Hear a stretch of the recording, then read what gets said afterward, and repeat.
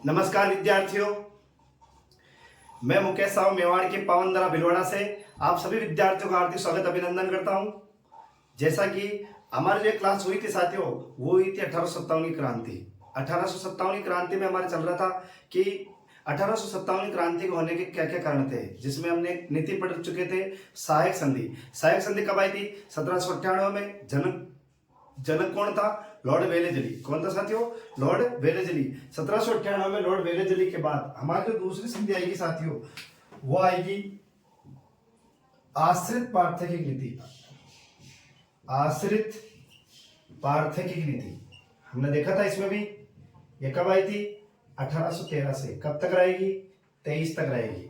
1813 से 1823 तक एक दूसरी नीति आएगी अंग्रेजों की, जिसका नाम क्या है? आश्रित पार्थकिक नीति। इस नाम में देखो साथियों, सहायक संधि में हमने क्या देखा था? सहायक संधि में हमने ये देखा था कि आपके जो सहायता कर रहे थे अंग्रेज आते थे, सहायता करते थे और उनकी जो पैसा बनता था वो लेके निकल जाते थे। लेकिन यहाँ पे ऐसा नहीं है। यहाँ पे आश्रय है। यहाँ पे सेना आपके यहाँ पे शरण लेगी। सेना क्या करेगी? रियासत में शरण लेगी। पहले तो क्या था? सेना आती थी, पैसा खर्च करती थी, ले जाती थी और चली जाती थी। लेकिन अब ऐसा नहीं है। अब इन्होंने रियासतों में हस्तक्षेप किया। अंग्रेजों ने थोड़ा सा हस्तक्षेप किया कि हम आपके घर में ही रहेंगे। खाना पीना, रहना, उठना, बैठना, अब जो रियासतों पे जो पहले बोझ कम था वो अब डबल हो चुका था। क्यों? क्योंकि यहाँ पे राजस्थान के राजपूत रियासतों ने और भारत की अन्य रियासतों ने खुद को ऐसा कर लिया था कि उन्हें मराठाओं के खिलाफ सेना रखना अनिवार्य हो गया था। क्योंकि वो सारे अब किस पे निर्भर हो चुके थे साथियों? अंग्रेजों पर निर्भर हो चुके थे। क्योंकि सेना जो थी इनकी बहुत कमजोर हो चुकी थी। लड़ने की जो इनकी जो पहले योजनाएं हुआ करती थी वो सारी अब समाप्त हो चुकी थी। क्योंकि यहाँ पे अंग्रेजों ने नई सेना का गठन कर लिया था और वो नई नई तरीके से लड़ने के सारे कार्य हस्तक्षेप किए थे। जिस वजह से यहाँ पे साथियों क्या था? सेना भी किस में रहने लगी? रियासतों में रहने लगी। जनक कौन है इसका? Lord Harding. कौन है? Lord Harding.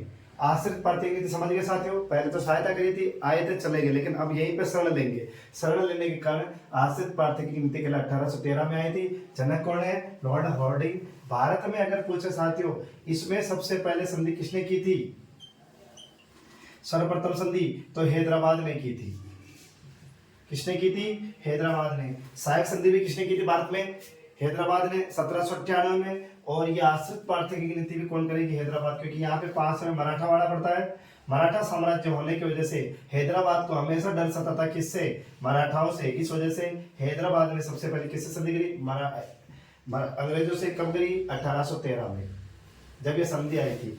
और उसमें भी आपको पता हो तो 1798 में संधि की थी। अगर साथी नहीं जुड़े हैं तो आप पहले 1857 क्रांति एक वीडियो यूट्यूब पे अपलोड हो चुकी है, पहले उसे देखें, उसके बाद ही यहाँ से समझ में आएगा। ठीक है साथियों? जनक कौन है? Lord Harding. भारत में सबसे पहले संधि किसने की? हैदराबाद ने।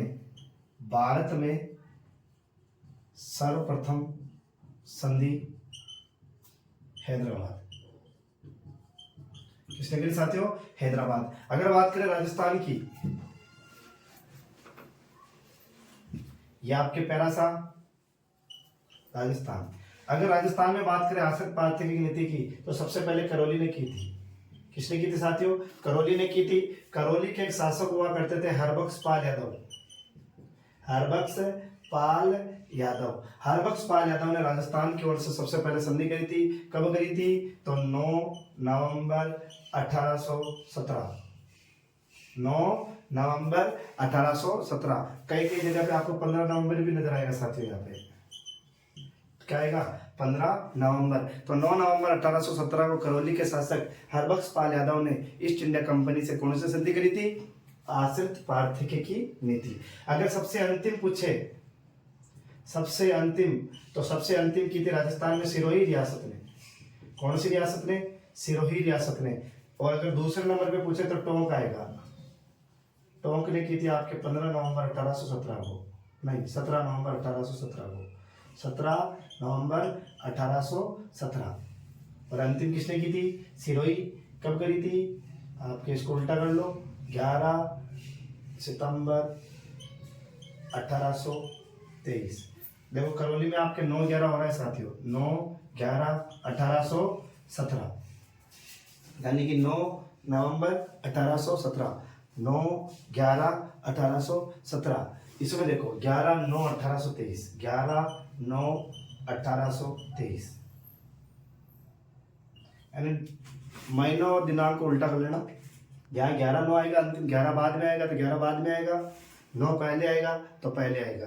तो 9/11/1817 को करौली का एक शासक था जिसका नाम क्या था साथियों, हरबख्श पाल यादव। हरबख्श पाल यादव ने ही सबसे पहले ईस्ट इंडिया कंपनी से आश्रित प्रार्थी की नीति के तहत संधि करी थी। शासक का नाम पूछे हरबख्श पाल यादव, दूसरी पूछे तो टोंक ने कब करी, 17 नवंबर 1817, और इसी टोंक को 1817 में बसाया गया था। किसको बसाया गया था, 1817 टोंक को बसाया गया था। और टोंक की स्थापना की थी अमीर खां पिंडारी ने। अमीर खां पिंडारी ने क्या बसाया था साथियों, टोंक बसाया था। कब बसाया था, 1817 में। और अंग्रेजों ने किसका दर्जा दिया इसे, रियासतों का दर्जा दिया। किसका दर्जा दिया, रियासत का। 1817 में अमीर खां पिंडारी के द्वारा टोंक बसाया गया था और 1817 में ही अंग्रेजों के द्वारा रियासत का दर्जा दिया गया था। राजस्थान में साथियों ध्यान रखना है, 3 रियासतों का दर्जा अंग्रेजों ने दिया था। मैंने एकीकरण के पार्ट में भी आपको पढ़ाया था, यहाँ पे भी बता रहा हूँ। पहली रियासत जिसे अंग्रेजों ने रियासत का दर्जा दिया वो आपके टोंक है। कब दिया, 1817 में। तब देखो साथियों क्या था, अमीर खां पिंडारी ने टोंक बसाया 1817 में। अब आपकी दूसरी रियासत सिरोही है। सिरोही पहले कहा जाता था, रियासत तो थी लेकिन कहा जाता था ये जोधपुर के अधीन थी। किसके अधीन थी, जोधपुर के अधीन थी। इस वजह से जब ये संधि हुई थी 11 सितंबर 1823 को, तब सिरोही को भी रियासत का दर्जा दिया था।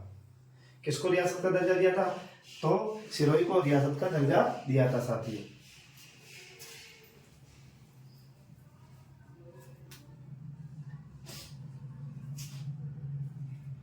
तो ध्यान रखना साथियों, 2 रियासतें हो गई और तीसरी हमने एकीकरण में पढ़ा था, राजस्थान की सबसे नवीनतम रियासत झालावाड़ को 1838 में रियासत का दर्जा दिया था। कब दिया था, 1838। किसको दिया, झालावाड़ को।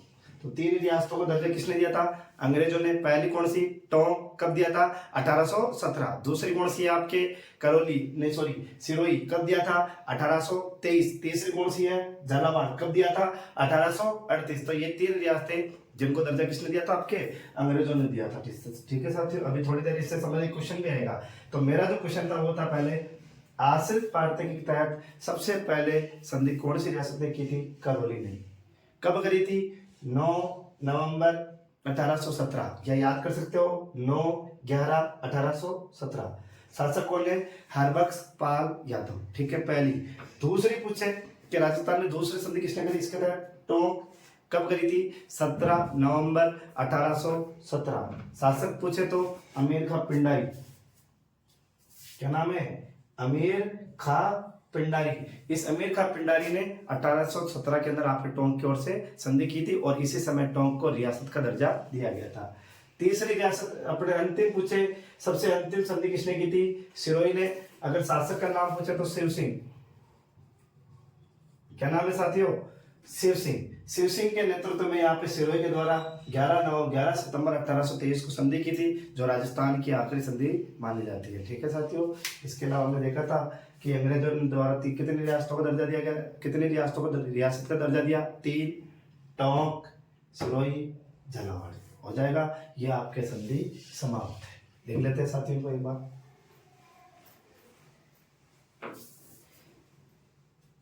साथियों इस माइक में थोड़ी प्रॉब्लम है अभी, तो आप कोशिश करेंगे अगला नया माइक लगे आपके वॉइस थोड़ी अच्छी दी जाएगी।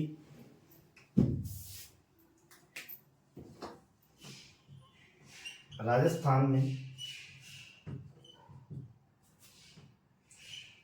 सर्वप्रथम संधि किसने की साथियों, करौली। कब करी, 9 नवंबर 1817। शासक कौन हो जाएगा, शासक का नाम बताओ, हरबख्श पाल यादव। तीसरा, राजस्थान में दूसरी संधि किसने करी, दूसरी संधि टोंक, 17 नवंबर 1817। शासक अमीर खा पिंडारी। कौन था साथियों? अमीर खा पिंडारी। नोट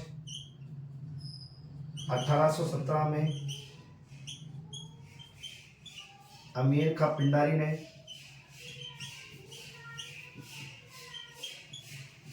टोंक बसाया। राजस्थान की एकमात्र मुस्लिम रियासत थी ये।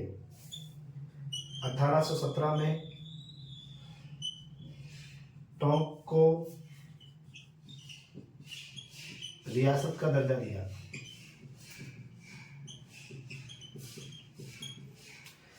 ठीक है साथियों, एक बार एक और देख लो। आश्रित प्रार्थी की नीति कब आती है?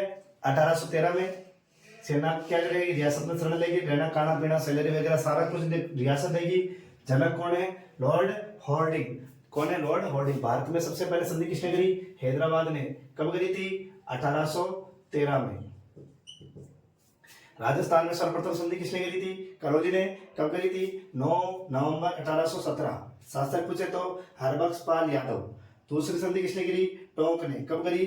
17 नवंबर 1817। शासक कौन है? अमीर खा पिंडारी। 1817 में अमीर खा पिंडारी ने क्या बसाया? टोंक। और 1817 में ही टोंक को किसका दर्जा दिया गया था? आपके रियासत का दर्जा दिया गया था। ठीक है साथियों, इससे आगे का लिखते हैं इसी में।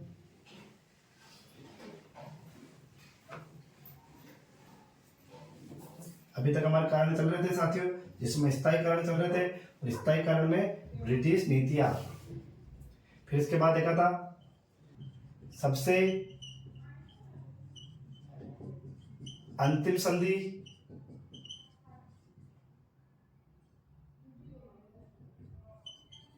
सिरोही। क्या थी साथियों? सिरोही।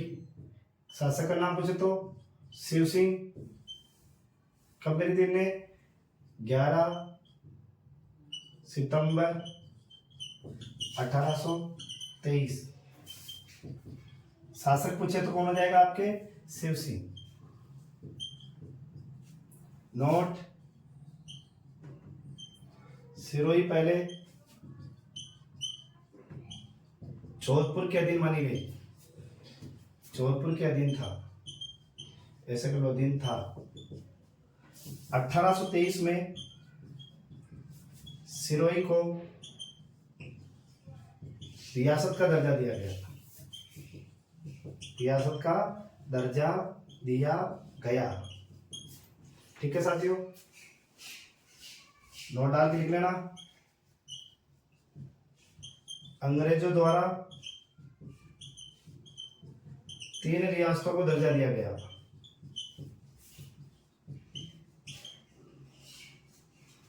तीन रियासतों को रियासत का दर्जा दिया। रियासत का दर्जा दिया। पहली कौन सी जाएगी? टोंक 1817, अमीर खा पिंडारी। दूसरा सिरोही 1823, 1823 शिव सिंह। तीसरा झालावाड़ 1838। शासक पूछे झाला मदन सिंह। झाला जालिम सिंह का नाम सुना होगा, उसका पोता था ये। तो ये आपके 3 रियासतों को दर्जा किसने दिया था? अंग्रेजों ने। ठीक है साथियों, हो जाएगा। स्क्रीनशॉट लेना चाहो तो ले लीजिए आप एक बार।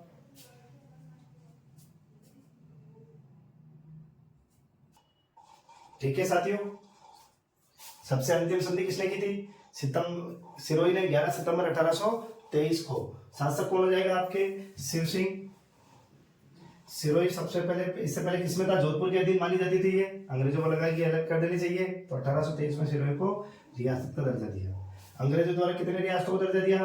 3। पहली कौन सी? टोंक। कब? 1817। शासक अमीर खा पिंडारी। दूसरा सिरोही। कब? 1823। शासक शिव सिंह। तीसरा झालावाड़। कब? 1838। शासक झाला मदन सिंह। ठीक है साथियों, ये आपके दूसरी संधि आश्रित प्रार्थी की नीति क्या होती है? समाप्त होती है। अब तीसरी संधि चलेगी अपने गोद निषेध की नीति। गोद निषेध की नीति इसको क्या बोलते हैं?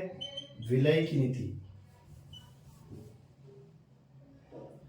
एक ही शब्द में लिख लो साथियों, गोद निषेध, विलय, हड़प या doctrine of lapse. Doctrine of lapse की नीति कब आई थी? ये 1848।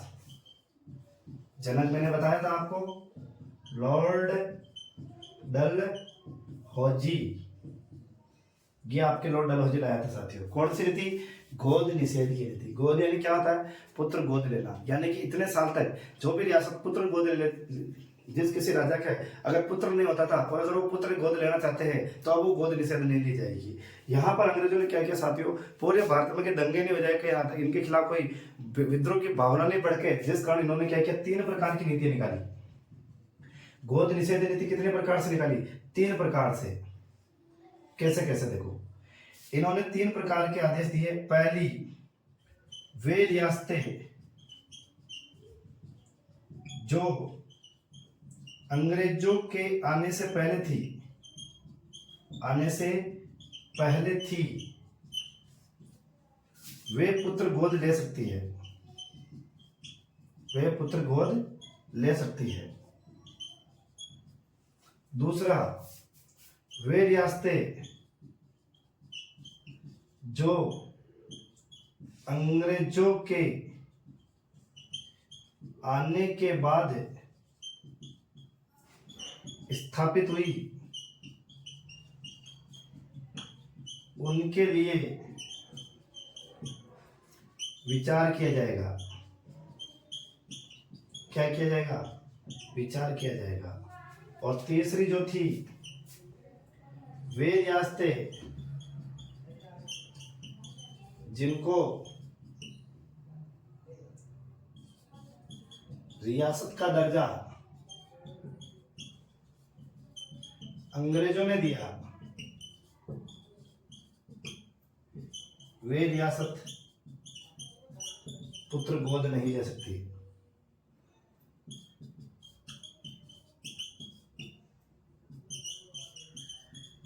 देखो साथियों, कितना खतरनाक खेल खेला अंग्रेजों ने, ताकि कहीं साथ न बैठ जाए भारतीय, कहीं हिंदू एक न, हिंदुस्तान के जो लोग हैं वो एक ना हो जाए। इस वजह से देखो सबसे खतरनाक नीति मानी जाती है गोद निषेध की नीति, विलय की नीति, हड़प की नीति। आप पुत्र गोद नहीं ले सकते, आपके पुत्र गोद लेने पर निषेध किया जाता है, प्रतिबंध लगाया जाता है। आपकी जो रियासत है, अगर आपके पुत्र नहीं है तो उसे विलय करवा दिया जाएगा, अगर आप विलय करवाते नहीं हो तो हड़प लिया जाएगा। इसी को क्या कहा गया है? Doctrine of lapse. नीति कब आती है? 1848 में। जनक कौन है? लॉर्ड डलहौजी। अब इन्होंने क्या किया? पूरे भारत में अगर रोक लगा देंगे तो ये सारे जो लोग एक हो जाएंगे, और एक हो जाएंगे तो मुट्ठी हो जाएगी, और मुट्ठी एक विस्फोट बन के निकलेगी।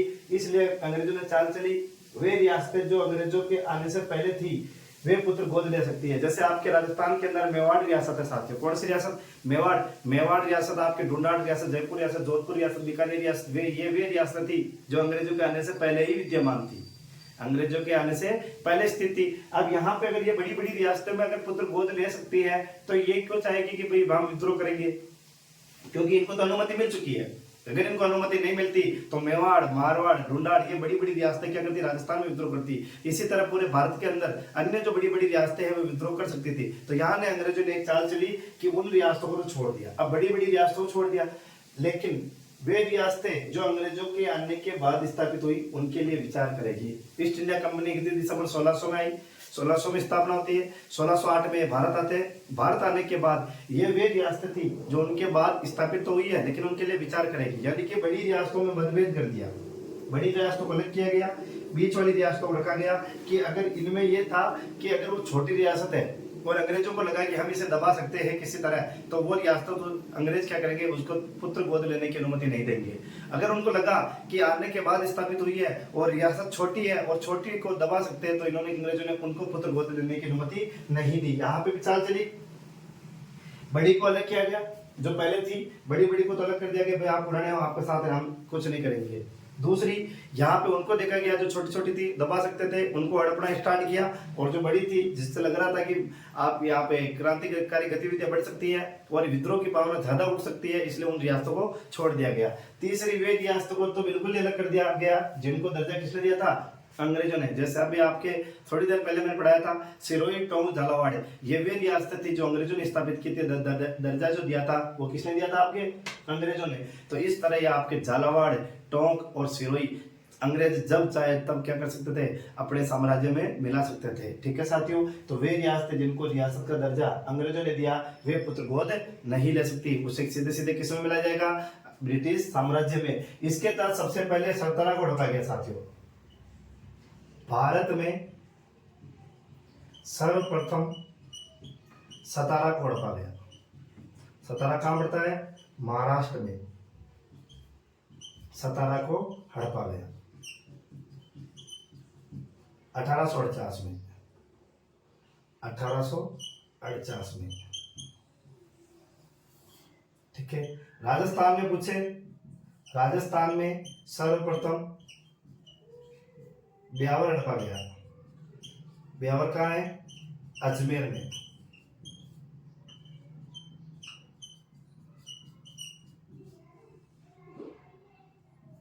ब्यावर हड़पा गया। तो ये आपकी कौन सी नीति थी साथियों, गोद निषेध की नीति। डलहौजी आपके, इनको रेलवे का जनक बोलते हैं साथियों, डाक विभाग का जनक भी इन्हीं को बोलते हैं आपके।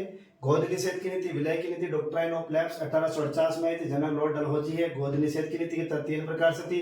वे रियासतें जो अंग्रेजों के आने से पहले थी पुत्र गोद ले सकते हैं, यानी बड़ी रियासतों को अलग कर दिया गया, फिर छोटी रियासतों को निकाला गया। वे रियासतें जो अंग्रेजों के आने के बाद स्थापित हुई है उनके लिए विचार करेगी।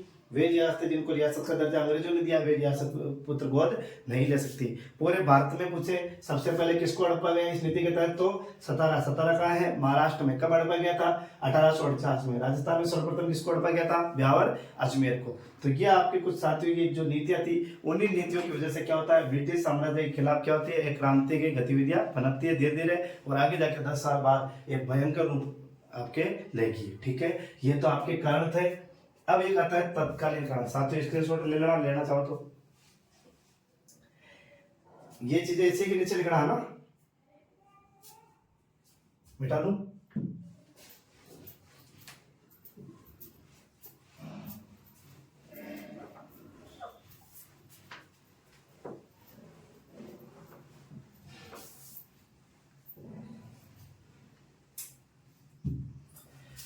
अब आता है तत्कालीन कारण।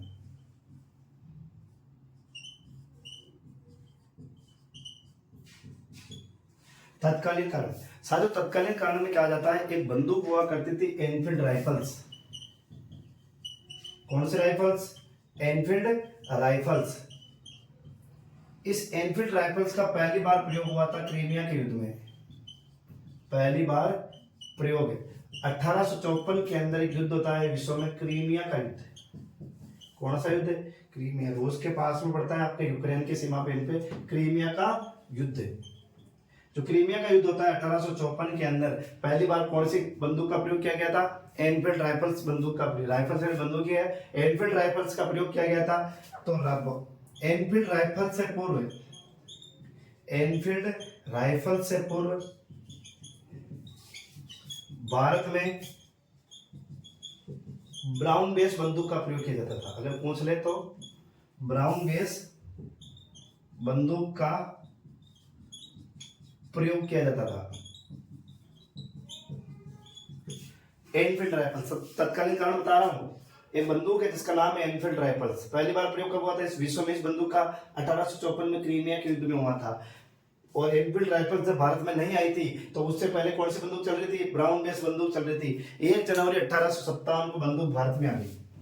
1 जनवरी 1857 को एनफील्ड राइफल्स का प्रयोग किया जाने लगा, यानी नए साल से एनफील्ड राइफल्स का प्रयोग शुरू। अब जो इसके कारतूस लगा था जिसमें बारूद था, उस कारतूस को बारूद भरने के लिए पुराने जमाने में आपने देखा साथियों बारूद भरने वाली बंदूकें होती थी। तो यहाँ पे क्या करता था, जो बारूद जिस कारतूस के अंदर भरा था उस कारतूस के ऊपर जो खोल था, ऊपर ढक्कन जो था, उसे खोलने के लिए मुंह से खोलना पड़ता था। और मुंह से खोलने के लिए कहा जाता है जो खोल थी वो चमड़े की बनी हुई थी। किसकी बनी हुई थी? चमड़े की बनी हुई थी। और वो चमड़ा जो था वो साथियों गाय व सुअर का था। किसका था? गाय व सुअर का। कारतूस गाय व सुअर की चमड़ी से बने थे। गाय व सुअर की चमड़ी से बने थे। आपको पता है हिंदू धर्म के, जो भारत के अंदर हिंदू धर्म के लोग हैं वो क्या करते हैं, वो गाय को अपनी माता मानते हैं, गाय को अपना पवित्र मानते हैं, माँ मानते हैं। और मुस्लिम जो है सुअर को अपवित्र मानते हैं। किसको अपवित्र मानते हैं? सुअर को। जबकि हिंदू धर्म के अंदर जो है गाय को क्या माना जाता है? पवित्र माना जाता है। तो यहाँ पे दोनों धर्मों में किस किस में, हिंदू और मुस्लिमों में सांप्रदायिकता का तनाव आया। हिंदू और मुस्लिम, सुअरों को लेकर मुस्लिमों में एक सांप्रदायिकता का तनाव पैदा हुआ और हिंदुओं में किसको लेकर, गाय को लेकर आपके सांप्रदायिक तनाव उत्पन्न हुआ। तो यहाँ पे कहा जाता है एनफील्ड राइफल्स के कारतूस को मुंह से खोला जाता था। मुंह से खोलने की वजह से इन दोनों धर्मों में आपके सांप्रदायिकता बढ़ गई कि ये तो जो ब्रिटिश जो है, ईसाई लोग जो है हमारे धर्म के साथ खिलवाड़ कर रहे हैं। तो ये तत्कालीन कारण माना जाता है। कौन से बंदूक? एनफील्ड राइफल से पूर्व। एनफील्ड राइफल्स का प्रयोग पहली बार प्रयोग कब हुआ? 1854 में। कौन से युद्ध में? क्रीमिया के युद्ध में। ये जो कारतूस बनते थे साथियों गंगा एंड बनर्जी कंपनी में बनते थे। कारतूस बंगाल के दमदम में, एक स्थान है दमदम, गंगा एंड बनर्जी कंपनी में बनते थे। गंगा एंड बनर्जी कंपनी में बनते थे।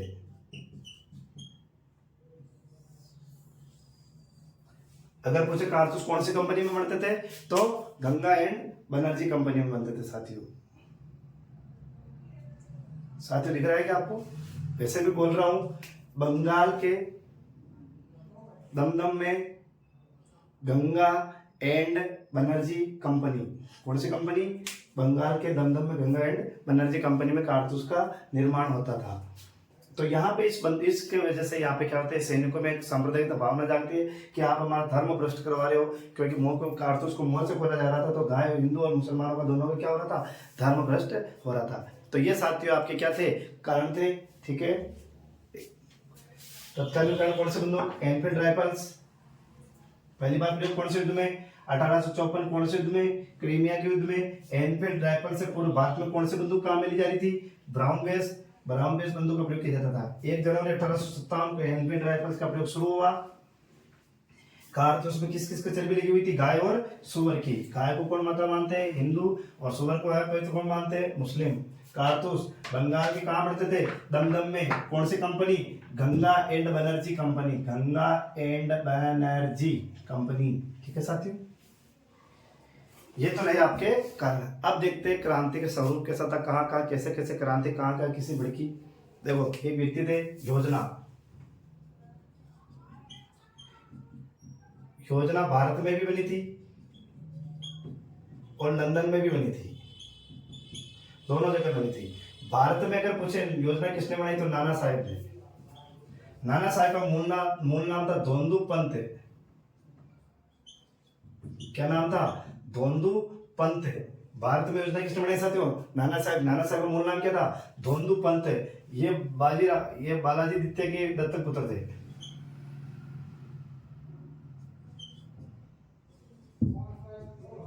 बालाजी द्वितीय के दत्तक पुत्र। और इनके अलावा ये लिख लेना, नाना साहब कानपुर से थे। कानपुर कहां पड़ता है? यूपी, उत्तर प्रदेश। और एक थे अजीमुल्ला खा, ये बिठूर के थे। बिठूर के ये तो थे योजना भारत में। अगर पूछे लंदन में तो लंदन में बनाई थी रंगाजी बापू ने। किसने बनाई? क्रांति की योजना। भारत में किसने बनाई थी? नाना साहेब धुंधु पंत ने। बालाजी द्वितीय दत्तक पुत्र थे। कहाँ के थे? कानपुर यूपी, क्योंकि कानपुर को भी हड़प लिया गया था। और दूसरे कौन थे? अजीमुल्ला खां। अजीमुल्ला खां कहाँ के थे? बिठूर के, इनको भी हड़प लिया गया था लंदन में रंगाजी बापू द्वारा। ये कहाँ के थे? सतारा। सतारा कहाँ है साथियों? महाराष्ट्र में। तो सतारा महाराष्ट्र को आपको पता है सबसे पहले हड़पा गया था। तो रंगाजी बापू जो थे सतारा महाराष्ट्र के थे। इन्होंने लंदन में योजना बनाई क्रांति की। और भारत में पूछे नाना साहब, वैसे तो इन्होंने बनाई थी नाना साहब और अजीमुल्ला खां ने, नाना साहब और दोनों, क्योंकि लंदन में योजना बनाने से योजना क्रांति थोड़ी हो जाएगी साथियों। क्रांति तो वही होगी ना जहाँ करनी है। क्रांति करनी थी भारत में करनी थी, तो इसलिए नाना साहब और अजीमुल्ला खां ने क्या करी थी? योजना बनाई थी। बालाजी द्वितीय दत्तक पुत्र थे, कानपुर यूपी के थे। और ये अजीमुल्ला खां कहाँ के थे? बिठूर के। बिठूर कहाँ है? और लंदन में रंगाजी बापू द्वारा सतारा महाराष्ट्र के थे, और वहां पे योजना बनाई थी। क्रांति का निश्चित दिन, क्रांति का निश्चित दिन 31 मई रखा गया साथियों। 31 मई 1857 को रविवार को शाम 6 बजे 6 PM, शाम हटाऊं या शाम हटा लो, 6 PM कर लो, 6 PM, यानी कि क्रांति का निश्चित दिन संडे को रखा गया था। रविवार को शाम को 6 बजे रखा गया था 31 मई 1857 को। प्रतीक चिन्ह कमल का फूल व रोटी, कमल का फूल व रोटी। तो कमल का फूल व रोटी जो था क्रांति का प्रतीक चिन्ह था साथियों, ध्यान रखना है। क्रांति की योजना भारत में नाना साहब धुंधु पंत ने बनाई थी। बालाजी द्वितीय दत्तक पुत्र थे, कानपुर यूपी में अजीमुल्ला खां बिठूर के थे। लंदन में योजना रंगाजी बापू द्वारा सतारा रंगाजी बापू ने बनाई, और सतारा महाराष्ट्र के थे। क्रांति का निश्चित दिन क्या रखा गया? 31 मई 1857 रविवार को शाम को 6 बजे। प्रतीक चिन्ह क्या रखा गया? कमल का फूल व रोटी। अगर पूछे इस समय ब्रिटेन के प्रधानमंत्री थे पाल्मस्टन, ब्रिटेन के प्रधानमंत्री, आगे निकाल देता हूं साथियों, इसको मिटा रहा हूं मैं, स्क्रीनशॉट ले लो आप।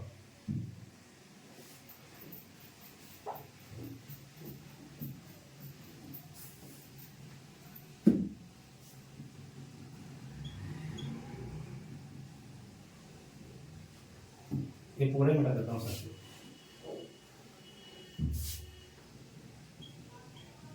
ब्रिटेन के प्रधानमंत्री कौन थे? पाल्मस्टन। ये थे साथियों, ध्यान रखना, पाल्मस्टन थे। ब्रिटेन की महारानी, क्रांति के समय ब्रिटेन की महारानी कौन थी? महारानी विक्टोरिया। महारानी विक्टोरिया क्या थी? महारानी विक्टोरिया। और ब्रिटेन के प्रधानमंत्री कौन थे साथियों? पाल्मस्टन। भारत के अंदर एक पद चलता था, भारत में गवर्नर जनरल। भारत में गवर्नर जनरल वो थे लॉर्ड कैनिंग। कौन थे साथियों? Lord Canning. तो उस समय भारत में गवर्नर जनरल कौन थे? Lord Canning. और ब्रिटेन के प्रधानमंत्री कौन थे? पाल्मस्टन। महारानी कौन थी? महारानी विक्टोरिया। ठीक है साथियों, ठीक है साथियों। ब्रिटेन के प्रधानमंत्री कौन थे? पाल्मस्टन। ब्रिटेन की महारानी विक्टोरिया। और भारत में गवर्नर जनरल कौन थे? Lord Canning. हो जाएगा साथियों। आज की क्लास हम ये समापन करते हैं, और कल से हमारी जो क्लास आएगी उसमें विद्रोह शुरू हो जाएगा साथियों। तत्कालीनकरण हो चुके थे, और क्रांति की योजना किसने बनाई थी, क्रांति कैसे होनी चाहिए, और किस समय कौन कौन कहाँ किस पद पर बैठे थे। ठीक है साथियों, उम्मीद है आपको क्लास समझ में आई होगी। अगर क्लास समझ में आई होगी तो साथियों आगे से आगे ज़्यादा से ज़्यादा शेयर करें, और आगे की क्लास आपको जल्द उपलब्ध हो जाएगी। जय हिंद, जय भारत।